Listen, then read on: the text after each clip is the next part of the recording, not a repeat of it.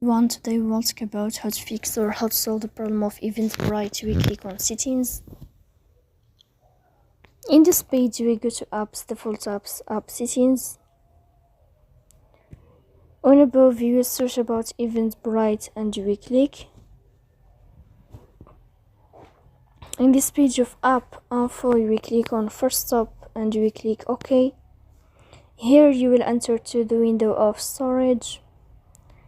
Then we click on clear cache, but pay attention, don't click clear data because that can delete your account or can cause you errors in your app. Then we go to Play Store.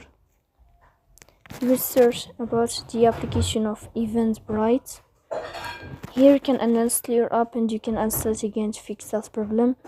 So please don't forget to support us by like and subscribe. See you next time, and thank you for your watching.